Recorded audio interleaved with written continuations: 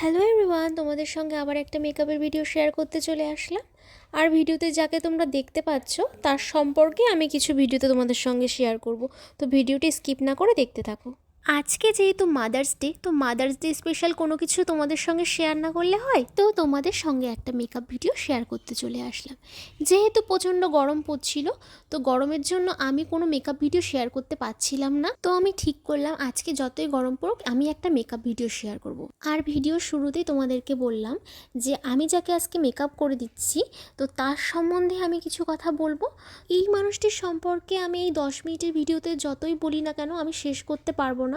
এই মেকআপ ভিডিওটি করার সময় ওনার সঙ্গে আমার নেই করে 10 থেকে 20 বার শুধু ঝামেলা হয়েছে। একবার উনি আমাকে মুখ করছে, একবার আমি ওনাকে মুখ করছি, কিন্তু কেউ কারো জায়গা ছেড়ে একটুও নড়িনি। না উনি চেয়ার থেকে উঠে চলে গেছে, না আমি আমার জায়গা থেকে একবারও বলেছি যে আমি আর কিছু করব না, যাও এখান থেকে উঠে যাও। তবুও যাই করে হোক মেকআপটাকে শেষ করেছি। আমার এই প্রিয় মানুষটিকে ঠিকঠাক করে কোনো দিন কাছেই পাইনি যে কোনো দিন একটু সাজিয়ে দেবো, কারণ উনি সবসময় কাজে ব্যস্ত থাকে। একদিন আমাকে রিকোয়েস্ট করেছিল যে পায়েল তুই আমাকে একদিন একটু সাজিয়ে দিবি, এই প্রফেশনে এসে আমাকে তো কোনো দিন একটু সাজালি না। তো আমারও বহুবার মনে হয়েছে যে না, এই মানুষটাকে একদিন সাজিয়ে দেওয়া যাক। আজকে যেহেতু মাতৃদিবস, তো আজকের দিনে আমি আমার মাকে একটা বেলার জন্য আমি আমার কাছে পেয়েছি। আবার সন্ধেবেলায় মা কাজে চলে যাবে। তো ঠিক করলাম এই সকালবেলাটা যেহেতু মা বাড়ি থাকছে, মাকে বললাম মা আজকে কিছু রান্না করতে হবে না, আজকে আলু সেদ্ধ ভাত করে রাখো, ওটাই খেয়ে নেবো আমরা। মা বললো কেন? আমি বললাম কারণ আজকে তোমাকে আমি একটু সাজিয়ে দেবো। তো ফার্স্টে শুনেই মা বললো না না বাবা, যা গরম পড়েছে আমি সাজতেই পারবো না, কারণ আমার মা কোনো ভারী শাড়ি, কোনো নতুন শাড়ি কোনো কিছুই ক্যারি করতে পারে না। যেটাই পরে সেটা পরলেই নাকি মায়ের গরম লাগে, দম বন্ধ হয়ে আসে। তাই মা সব সময় পুরনো শাড়িগুলোই ক্যারি করে আর বলে এটাতেই আমার কমফোর্টেবল ফিল হয়, তুই আমাকে কোনোদিনও ভারী শাড়ি পরতে দিবি না। আর যেদিনকে যা আমি জোর করে পরিয়েছি সেটাই। আর সব থেকে অবাক করা কথা এটাই হলো, আমি মাকে বারবার জিজ্ঞাসা করছিলাম মা তুমি চেয়ারে কি করে বসে আছো এতক্ষণ ধরে। তখন মা বলছিল তোর তো অনেক দিনের শখ ছিল আমাকে একটু সাজাবি, তো যেহেতু বলেছিস সাজার কথা, তো ধৈর্য ধরে সেই জন্য বসে আছি, তুই আমাকে সাজা, যতটা সময় লাগে লাগুক। আর আমার মা একদমই সাজা পছন্দ করে না, কারণ আমি আমার মাকে সবসময় দেখেছি একদম সিম্পলভাবে থাকতে। যদি কখনো বলেছি মা একটু সাজো, তো মা বড় জোর আমার মেয়েকে যে কাজলটা পরানো হয় সেই কাজলটার থেকে একটু কাজল নিয়ে চোখে অ্যাপ্লাই করে ব্যাস, ওটাই হলো আমার মায়ের সাজ। আর এক্সট্রা কোনো কিছু না, একটু লিপস্টিক পরা জোর করে যেটুকু যা আমি পরিয়েছি তাই, তাছাড়া আমার মা একদমই পার্সোনালি সাজা পছন্দ করে না। এবার এই মানুষটির সম্পর্কে আমি তোমাদের কিছু বলি। তোমাদেরকে তো বললাম 10 মিনিটের ভিডিওতে আমি শেষ করতে পারবো না, কিন্তু যেটুকু বলতে পারি তোমাদের সঙ্গে শেয়ার করব। যখন আমার 4 বছর বয়স তখন থেকে আমি আমার মাকে স্ট্রাগল করতে দেখেছি যে কিভাবে আমাকে বড় করবে এবং কিভাবে আমাকে মানুষ করবে। মাত্র 4 বছর বয়সে আমি আমার বাবাকে হারিয়েছি এবং তখন থেকে আমি আমার মাকে স্ট্রাগল করতে দেখেছি, কখনো বসে থাকতে দেখিনি। যখন যে কাজ যেমন কাজ পেয়েছে মা করেছে, কিন্তু সৎ পথে থেকে। তো আমার মায়ের একটা বড় স্বপ্ন ছিল আমি যেন বড় হয়ে সরকারি চাকরি করি। আর সরকারি চাকরি মানে আমাদের মাথায় এটাই আসে যে স্কুল মাস্টার হওয়া। আর স্কুল মাস্টার হতে গেলে আমরা সবাই জানি যে কতটা অর্থের প্রয়োজন। তোমার যোগ্যতা থাকুক বা না থাকুক সেটা বড় কথা না, তোমার অর্থ থাকলে তুমি সরকারি চাকরি পাবে, আর তোমার অর্থ না থাকলে তুমি সরকারি চাকরি পাবে না। কারণ এই পশ্চিমবঙ্গে যোগ্যতার কোনো ভ্যালু নেই, সব কিছু অর্থেরই ভ্যালু, যোগ্যতার ভ্যালু খুব কমই দেওয়া হয়। আর সৎ পথে থেকে টাকা উপার্জন করাটা খুবই ডিফিকাল্ট, এটা সবাই জানি আমরা। তো মাকে দেখেছি সৎ পথে থেকে যেটুকু টাকা উপার্জন করতে নিজের সব শখ আহ্লাদ বিসর্জন দিয়ে সব কিছু আমার জন্য করেছে, সব কিছু পুরোটাই আমাকে দিয়েছে। কোনোদিনও একটা ভালো ব্লাউজ পরতে দেখিনি, কোনোদিনও একটা ভালো শাড়ি পরতে দেখিনি, মানে কোনোদিন আমি মানে একটা ভালো সোনার জিনিসও পরতে দেখিনি যে না এই জিনিসটা মা মার জন্য করেছে, এই টাকাটা এক জায়গায় করে। যা করেছে যেটুকু করেছে সব কিছু আমার জন্য করেছে। আমার মা আমার জন্য সব কিছু করলেও আমি আমার মায়ের জন্য কিছুই করতে পারিনি, উল্টে আরও নিয়ে গেছি। জীবনে যা ইনকাম করেছে মা সব কিছু আমার পিছনেই ব্যয় করেছে, কারণ আমি মেকআপের কোর্স করেছি, এটার পেছনেও একটা অ্যামাউন্ট লেগেছে, সেটাও আমার মা দিয়েছে। আর তাছাড়া আমি আমার মেয়েকে নিয়ে আমার মায়ের কাছে যেহেতু থাকি, তো আমার মেয়ের পিছনে যে খরচাটা সেটাও আমার মাই করছে। তো আমি জানি না আমার মায়ের জন্য কবে কতটুকু করতে পারবো।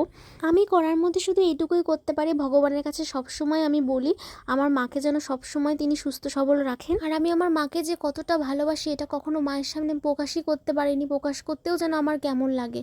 শুধু কেঁদেছি, মনে মনে কষ্ট পেয়েছি, রাতের বেলা কেঁদেছি যে মা মাকে ছাড়া তো আমি এক ফোঁটাও চলতে পারবো না, কিন্তু কেন আমি মায়ের সাথে এত অশান্তি করি, ঝগড়া করি। তাই আমি ঠিক করলাম আজকে মাকে সাজানো যাক, আর এই সাজানোটা আমি ভিডিও করব, আর ভিডিওটা যখন এডিট করব তখন ভিডিওতে ভয়েসে আমি আমার মনের কথাটা প্রকাশ করব। কারণ আমার প্রত্যেকটা রিলস, প্রত্যেকটা ভিডিও ফার্স্টে আমার মা দেখে, মা দেখার পরে যদি বলে ভিডিওটা ভালো হয়েছে, তখনই আমি ভিডিওগুলি ফেসবুকে তারপরে ইনস্টাগ্রামে আপলোড করি।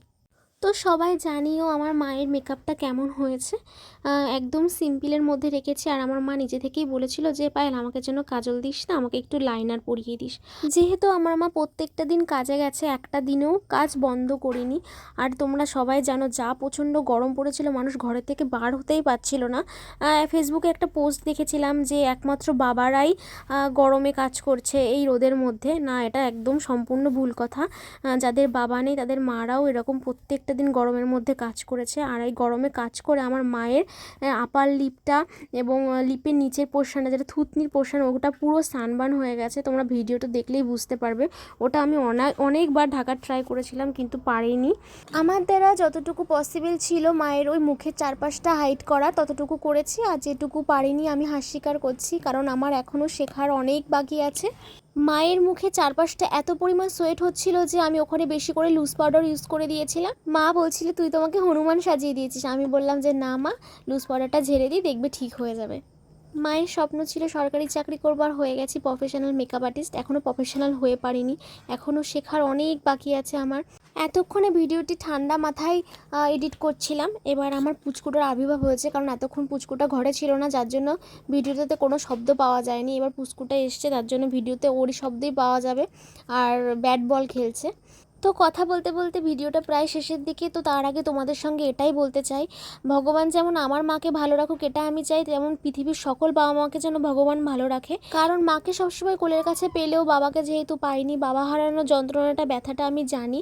আর বাবার ভালোবাসা কেমন হয়, বাবা মানুষটা কেমন হয়, বাবা কতটা দূর ভালোবাসতে পারে, আর বাবা তার সন্তানের জন্য কি করতে পারে এটা আমি জানি না। কিন্তু একজন মা তার সন্তানকে কতটা দূর ভালোবাসতে পারে, কতটা ভালোবাসতে পারে সেটা আমি জানি। কারণ আমি নিজেও একজন মা। কারণ আমি আমার সন্তানকে আমার মা যতটা আমাকে ভালোবাসি ঠিক ততটাই ভালোবাসি, এবং তার জন্য যতটুকু মা করেছে আমিও তার জন্য ততটুকু করার চেষ্টা করি, আর করেই চলেছি, যেন আমি আমার মাকে আর আমার সন্তানকে ভালো রাখতে পারি। আর আশা করি আমার ভিডিওটি কোনো রকম স্কিপ না করে তোমরা সম্পূর্ণ ভিডিওটি দেখবে।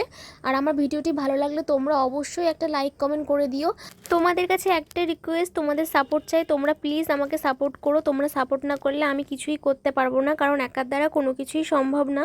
তোমাদের যদি আমার কাজ ভালো লেগে থাকে তোমরা অবশ্যই আমাকে বুক করতে পারো তোমাদের স্পেশাল ডেতে এনি টাইপ মেকআপের জন্য।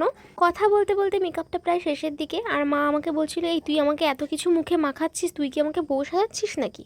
তা আমি মাকে বললাম আরে পাগল না, এটা বউ সাজানো বলে না, এটা একটা সিম্পল লুক ক্রিয়েট করছি তোমার উপরে, তুমি দেখো তোমাকে একদম হালকা সাজাবো। আর সব থেকে বড় কথা, যার যার চয়েস তার তার কাছে। আর আমি আমার মাকে চেয়েছিলাম যে একটু লাইনার পরাতে, কারণ মা নিজেই বলেছিল যে আমাকে একটু লাইনার পরিয়ে দে। কারণ এরকম একটা ম্যাচিওর স্কিনে, আমার মা খুব ম্যাচিওর না, তবু একটা ম্যাচিওর স্কিনে যে এরকম লুক কেন ক্রিয়েট করেছি না, যার সাজ তার কাছে, সেটাই আমি তোমাদেরকে বলছি। তোমরা হয়তো তোমাদের চাইবে যে না একটা এরকম এজের মানুষকে সাজাচ্ছি, তাহলে একটু হালকা পাতলা, এত লাইনারটা টেনে পরানো উচিত হয়নি। আমার মাই চেয়েছিল যেন লাইনারটা আমি টেনে পরাই, কারণ আমার মা খুব লাইনার টেনে পরাটাই পছন্দ করে। কারণ আমি আর মা যখন কোনো মেকআপ আর্টিস্টের কাজ দেখি, আর আমি যেসব মেকআপ আর্টিস্টদের কাজ ফলো করি সবাই লাইনারটা টেনে পরায়, আর আমার মাও তাদের ভিডিও দেখে। তো সবসময় আমাকে বলে যে তুই যখন আমাকে লাইনার পরিয়ে দিবি লাইনারটা টেনেই পরিয়ে দিস। আমার মায়ের আমার কাছে আর একটা ডিমান্ড ছিল। আমার মা আমাকে বলেছিল যে পায়েল আমার তো ঠোঁটের নিচে 3টে তিল, তুই 3টে তিলের হাইড করে দিয়েছিস, কিন্তু যে কোনো একটা তিল তুই আমাকে একটু হাইলাইট করে দে, আমাকে তাহলে দেখতে বেশি ভালো লাগবে। তো তোমরা অবশ্যই কমেন্টে জানিও আমার মাকে কেমন লাগছে। আমি জানি আমার মাকে অনেক সুন্দর লাগছে, আর তোমাদেরও অনেক ভালো লাগবে। আর এই ভালো লাগাটাই তোমরা কমেন্ট করে যেও।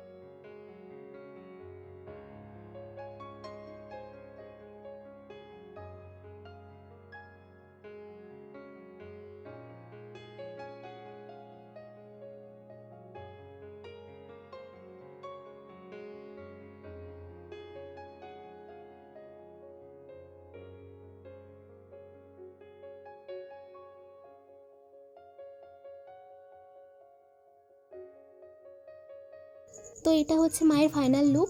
তোমার কেমন হয়েছে অবশ্যই জানিও। মাকে আবার মাঝে মধ্যে একটু এক্সপ্রেশন দিতে বলছিলাম, মা মাঝে মধ্যে আবার একটু এক্সপ্রেশন দিচ্ছিল। তো দেখো কেমন লাগছে মাকে। মাকে তো মোটে জুয়েলারি পরাতেই পারছিলাম না, কোনো রকমে বলে করে এই জুয়েলারিটা পরিয়েছিলাম, তাও নাকি মার গলায় খুব হেভি লাগছিলো, মোটেই পড়ছিল না, তো জোর করে এটা পরানো। তো দেখো কেমন লাগছে। এটা কিন্তু একদম অরিজিনাল মানে পিকচার, আর কোনো অরিজিনাল ভিডিও আর কি, কোনো এডিট করা না। দেখো তোমরা কেমন হয়েছে। আমার মাকে কত সুন্দর লাগছে তাই না? আমার মা সত্যিই অনেক সুন্দর, প্রত্যেকের মাই সুন্দর হয়। আর ইনি হচ্ছেন আমার আরেক মা। এই দুজনকে নিয়ে আমার পুরো পৃথিবী। সবাইকে শুভ মাতৃদিবসে অনেক শুভেচ্ছা রইল।